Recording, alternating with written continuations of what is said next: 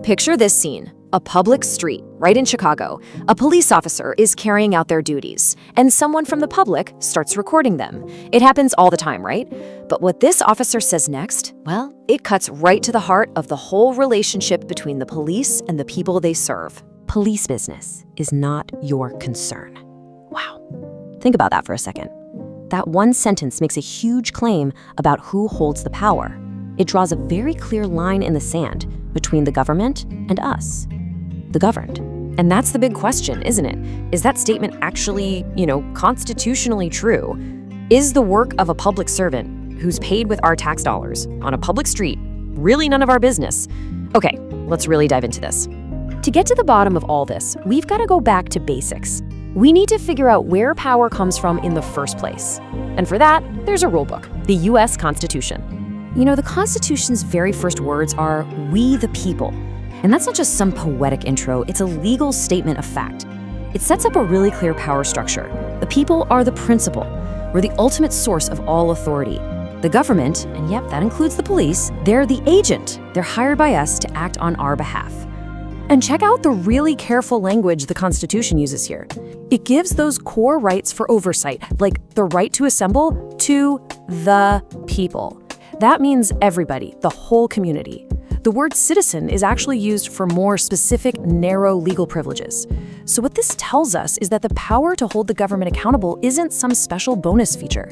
It's a basic, foundational right for everyone. So if the U.S. Constitution sets the stage, you could say the Illinois Constitution makes this principle the absolute star of the show. It is incredibly direct about who's really in charge. It all boils down to this one phrase from the Illinois Constitution. Governments get their powers from the consent of the governed. That's not just a nice idea, it is binding state law. It means a police officer's authority isn't something they just own. It's on loan. A loan from the public, for one single purpose, to protect the public's rights.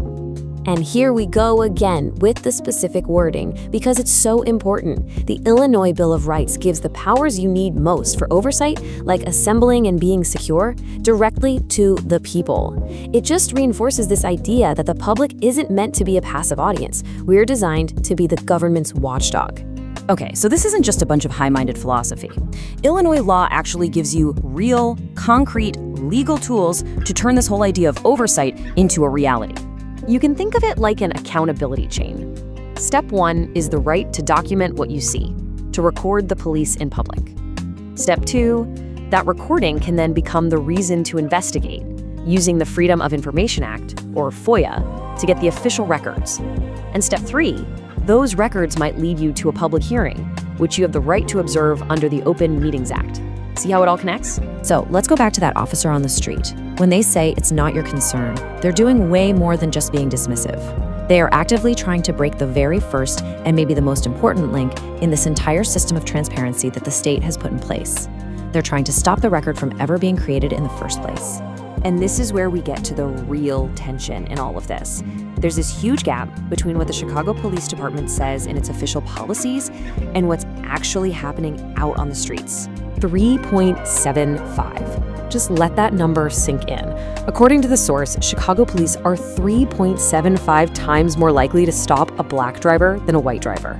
It's just one number, but it shows this massive disconnect between the official policy and the on-the-ground reality. This is where that gap between policy and practice becomes crystal clear. Let's just walk through it. CPD policy says officers will permit members of the public to record, but the action on the street, it's not your concern. The policy says it's fostering transparency. The action, shutting down public access to arrest data when the media uses it for critical stories. The policy says it doesn't tolerate racial profiling. The action, that 3.75 times disparity, you start to see a very clear pattern here. And this leads to a pretty stunning conclusion from the source material. That officer's statement wasn't just some random one-off comment. It was basically an expression of an institutional culture.